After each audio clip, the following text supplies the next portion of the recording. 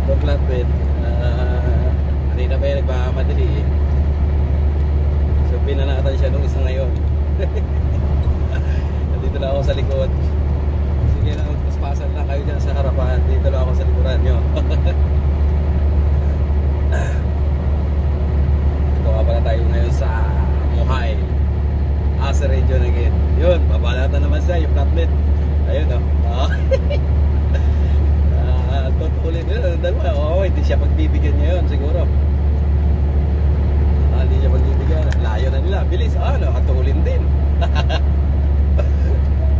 Oo, kinatuloy siya. Babalat mamaya itong isa.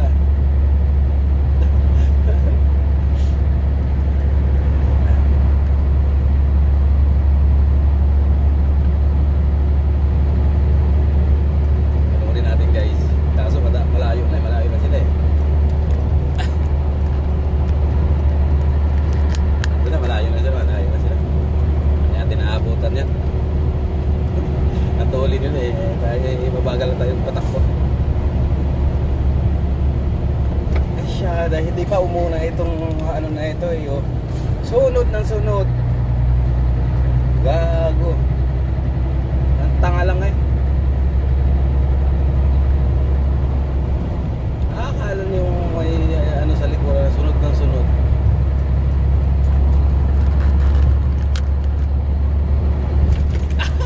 Ino-overtake ka na naman siya. Ino-overtake ka na naman siya guys. Ayun na, nauna na naman siya. Talaga magandang sinyalis to eh. Habulin natin. Nandun sila. Nandun oh. Ayun, nasa unahan. Nandun. Ayun na, yung lumiko. Pabalatan ulit niya yan. Wala, hindi tayo obra doon kasi matulin sila magpatakbo.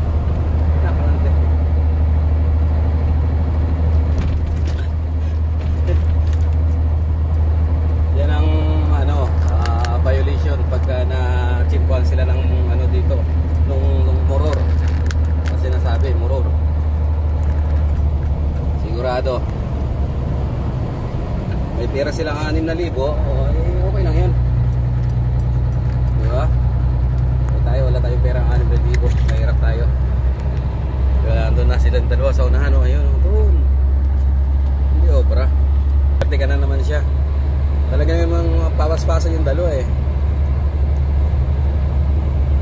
Hindi tayo pwede sumabay sa kanila. Tayo ay slow moving lang tayo for safety. Ayun, silang dalawa. Yun. Sa unahan yun, yung dalawang yun.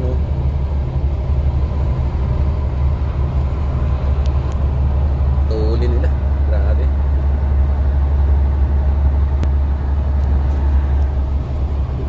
Pero yung mga trailer dito 60 lang. Pinakang mga malalaki. Takbo. So hindi natin pwedeng yun to. Pahabain. Overtake na naman siya. Ayun na naman. Nagkaalot. Nakasarap panoorin eh. Nag-overtake na naman yung yung nakalante.